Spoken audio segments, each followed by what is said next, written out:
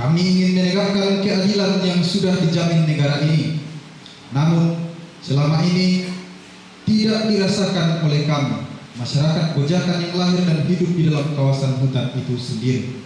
Tapi mengapa ketika negara hadir melalui Taman Nasional, kami justru merasa peran kami terhadap hutan kami perlahan menghilang? Tentu hal ini menjadi ketakutan bagi kami, kelak kami akan sepenuhnya kehilangan ruang hidup kami sendiri. Keluhan kami masyarakat Desa Gojakan, dulunya tidak dekat itu, Pak. Sewaktu melihat tata batas itu, bahwa ada pembangunan tapi tidak bisa masuk, tidak bisa diterima gara-gara kita berada di Taman Nasional. Jangankan itu pembangunan skala besar, ada WC atau kloset di kalangan masyarakat sampai sekarang ini itu tidak terbangun sampai ada di rumah sekarang. Atau begitu berhargalah satwa endemik sehingga negara mengabaikan kebutuhan manusianya. Kami menilai ini kekejaman yang luar biasa. Negara membiarkan kami terisolasi dengan dalih konservasi.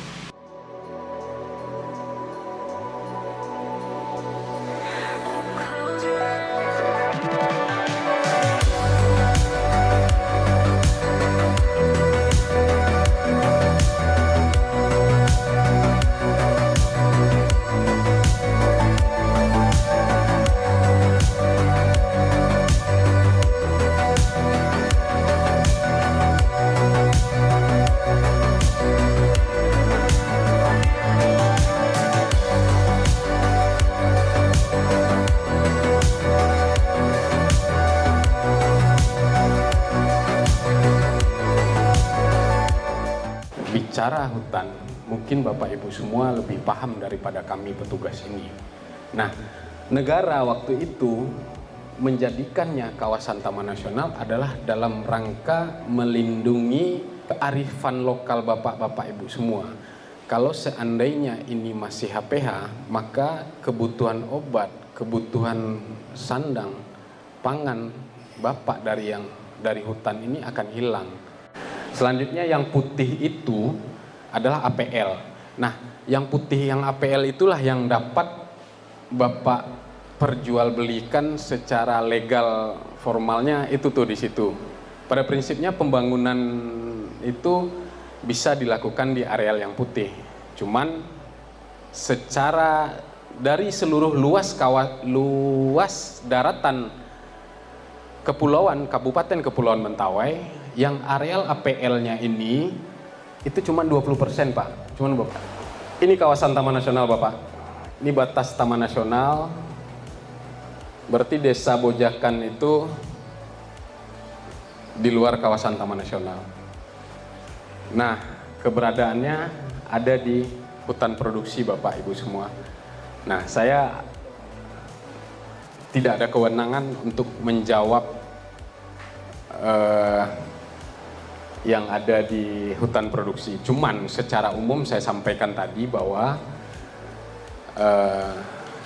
kawasan hutan memang ada pengaturannya. Nah, di sini nih adalah hutan produksi, di sini Taman Nasional. Cuman kampung Bapak yang ini pun kan ini dalam kawasan Taman Nasional. Ada kampung baru apa kampung lama nih Bapak Ibu sekalian? Kampung lama. Nah, kampung lama Bapak ini itu pun di kami sudah kami jadikan zona khusus, Bapak. Zona khusus adalah untuk kepentingan hajat hidup masyarakat yang ada di dalam Taman Nasional, terutama sarana pendidikan, sarana perumahan, sarana sekolah, sarana gereja, pokoknya kesehatan dan lain sebagainya di zona khusus ini itu bisa dilakukan, Bapak. Dibebankan tugas memang untuk konservasi, Bapak. Konservasi itu menjaga keseimbangan, bukan melarang ini, melarang itu sebenarnya.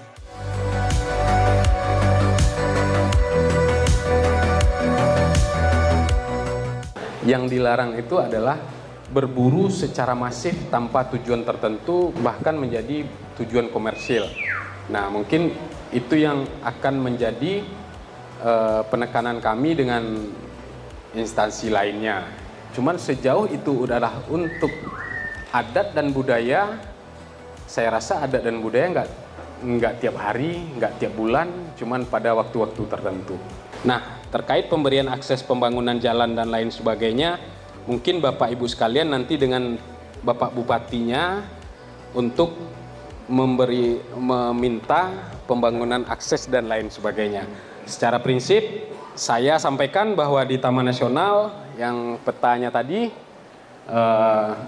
di zona khusus itu bisa, bahkan jalan lingkar Mentawai, Trans Mentawai itu di pantai barat itu pun kita sudah sediakan zona khusus untuk pembangunan jalan.